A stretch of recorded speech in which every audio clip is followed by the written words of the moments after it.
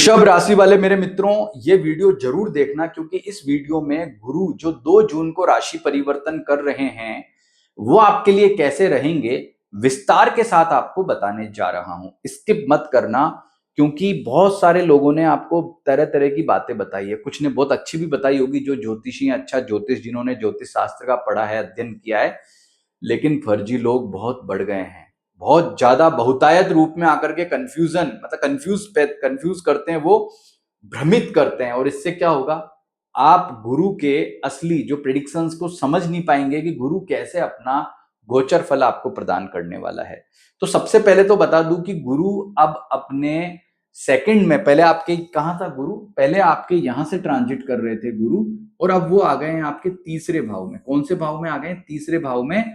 और यहां गुरु का ट्रांजिट बिल्कुल भी अच्छा नहीं माना जाता है, बिल्कुल भी पॉजिटिव नहीं माना जाता। हालांकि वो अपने उच्च राशि में आए हैं, भले उच्च राशि में होंगे, लेकिन डरना नहीं मेरे दोस्त, क्योंकि सभी वृषभ राशि वाले व्यक्तियों को नेगेटिव फल नहीं मिलेंगे, ये मेरी गारंटी है, ये मैं कह रहा हूं। क्योंकि कोई भी ग्रह जब अपना ट्रांजिट फल देता है तो वो एक नहीं, दो नहीं, तीन नहीं, बल्कि चार चार अलग अलग परिस्थितियों के आधार पर परखते हैं उसे। गुरु सबसे ज्यादा, नवग्रहों में सबसे ज्यादा शुभ ग्रह माना जाता है, पृथ्वीवासियों के कल्याण को करने वाला है। सूर्य और चंद्रमा के पश्चात हमारे जीवन को सबसे ज्यादा प्रभावित करते हैं। विज्ञान क्या कहता है इसके बारे में? आप वैज्ञानिकों को पूछे कि गुरु क्यों इंपॉर्टेंट माना जाता है। गुरु बहुत महत्वपूर्ण ग्रह है। तो ऐसी स्थिति में ऐसा नहीं है कि सभी वृषभ राशि वाले व्यक्तियों को मैं कहूं कि अब तुम्हारा जीवन नरक में हो गया, बिल्कुल नहीं, ऐसा नहीं है। क्यों नहीं है? ये कॉमन राशि फल है। फिर नक्षत्र फल भी देखना होता है, आपका नक्षत्र क्या है, फिर आपका लग्न क्या है वो भी देखना होता है। और फिर गुरु भिन्नाष्टक वर्ग में, स्वयं के भिन्नाष्टक वर्ग में कितनी रेखाओं पर बैठा है वह भी महत्वपूर्ण है। ये चारों मुद्दे मिलते हैं, चारों बातें मिलती है, तब जाकर बनता है निश्चित प्रिडिक्शन। निश्चित प्रिडिक्शन कि गुरु कैसे फल देगा। तो हम सबसे पहले जान लेते हैं कि गुरु अब तक आपके सेकंड हाउस में था, माला माल कर रहा था, बेस्ट फल दे रहा था, धन, विवाह नहीं हो रहा था तो विवाह के मामले में पॉजिटिव था। इसके अतिरिक्त आर्थिक रूप से शानदार कह सकते हैं, शेयर मार्केट जैसे चीजों से इनकम दे रहा था। तो अब सतर्क हो जाना, आपने चांदी काट ली है, चांदी काटने की कहावत है, मतलब लाभ कमा लिया है, गुरु अब उतने लाभ आपको प्रदान नहीं करेगा। ये कॉमन राशिफल बता रहा हूं आपको मैं, डर मत जाना, स्किप मत करना। अभी तो नक्षत्र फल बताऊंगा, तब ध्यान से सुनना। अब एक बात यहां जरूरी है कि क्या आपका वृषभ राशि है, ये गारंटी है क्या कि आपकी वृषभ राशि है? अपनी जन्म पत्री कभी खोलना, या आजकल तो बहुत ऐप आ गए हैं ज्योतिष के, उसमें अपना डेट ऑफ बर्थ डालो, टक टक अपना जन्म समय डालो, जन्म स्थान लिखो, और जाकर देखो कि क्या चंद्रमा उसमें 2 नंबर में बैठे हैं क्या। यदि बैठे हैं तो यस, आपकी वृषभ राशि है, आपको ये वीडियो देखना चाहिए। कई लोग क्या लिखते हैं ज्योतिषी, लग्न या राशि वृषभ है तो देखो, मूर्ख होते हैं वो, उल्लू बना रहे हैं आपको। लग्न से ट्रांजिट नहीं देखा जाता, लग्न का रेफरेंस लिया जाता है केवल प्रिडिक्शंस के आधार पर। राशिफल ऑलवेज ऑलवेज हमेशा सिर्फ चंद्र राशि से देखा जाता है, ध्यान रखना है, नियम है, सिस्टम है।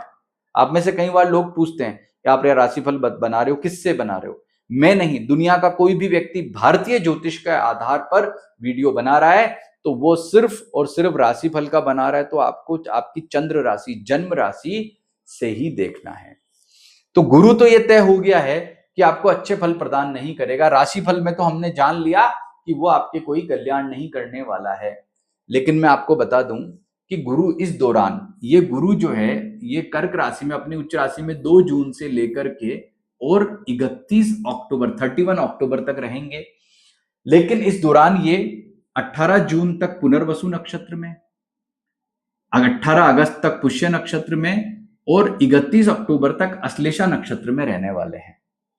फिर वो सिंह राशि में चले जाएंगे, फिर वापस आएंगे, लेकिन वो तब की बात है, हम तब करेंगे। फिलहाल नक्षत्र का मैंने आपको बताया। अब देखो, राशि आपकी मेष है, लेकिन आपका नक्षत्र कृत्तिका, रोहिणी या मृगशिरा में से एक है। ये क्या होता है जन्म नक्षत्र? आपका चंद्रमा आपके जिस नक्षत्र में बैठा होता है वही आपका जन्म नक्षत्र कहलाता है। तो कृत्तिका के चौथे, आपकी कृत्तिका के कोई भी चरण है, दूसरा, तीसरा, चौथा, रोहिणी है, मृगशिरा है, इनमें से जहां भी चंद्रमा होगा वही आपका नक्षत्र कहलाएगा। तो आपके लिए जो है वो कर्क राशि में गुरु, मान लिया कि वृषभ राशि वालों के लिए गुरु कर्क राशि में आके तीसरे भाव में आके नेगेटिव है, दिक्कत है, परेशानी वाला है। लेकिन अगर आपका कृत्तिका नक्षत्र है तो गुरु जब पुष्य नक्षत्र में आएगा तो आपकी बारी न्यारे करेगा। कहने का मतलब कि पुष्य नक्षत्र में कब आएगा गुरु? 18 जून से 18 अगस्त तक। यदि आपका नक्षत्र कृत्तिका है तो आपके लिए गुरु 18 जून से 18 अगस्त तक पॉजिटिव रहेगा। 18 जून से पहले भी नेगेटिव, 18 अगस्त के बाद भी नेगेटिव है। तो वो भ्रम टूट गया ना। मैंने क्या कहा था आपको कि सबके लिए नेगेटिव ये शब्द काम में नहीं लेना है। सेकंड, रोहिणी वालों का बात करते हैं। तो रोहिणी वालों के लिए गुरु 18 जून तक बहुत अच्छा है। जब तक गुरु पुनर्वसु नक्षत्र में 18 जून तक है, बहुत अच्छी बात है। उसके बाद जब गुरु जाएंगे अश्लेषा नक्षत्र में, अश्लेषा नक्षत्र में कब जाएंगे? 18 अगस्त को। तो 18 अगस्त से लेकर के और 31 अक्टूबर तक भी गुरु जो है बहुत ही श्रेष्ठ कहे जा सकते हैं। तो आपको सावधानी केवल 2 महीने रखनी है। अब मृगशिरा वालों की बात करें तो मृगशिरा वालों का मामला जो है ना कृत्तिका वालों जैसा ही है कि गुरु के बेस्ट फल सिर्फ उनको 18 जून से 18 अगस्त के बीच में मिल रहे हैं। 18 जून से पहले भी उनके लिए दिक्कत वाले और 18 अगस्त के बाद भी उनके लिए समस्या वाले रहेंगे।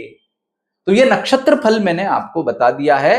ये जो आपने समझा है बहुत इंपॉर्टेंट बात मैंने आपको यहां बताई है। डेट वाइज कौन से नक्षत्र के लिए कैसे, लिख लेना इसको आप।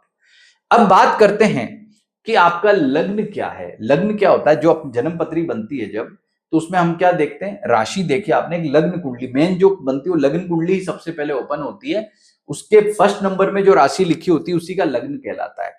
अब यहां पर आपको मान लो आपकी वृषभ राशि है, लेकिन अगर आपका लग्न मेष है, सिंह है, धनु है, कर्क है, वृश्चिक है या मीन है, कितने हो गए लग्न? ये 3 और ये 3।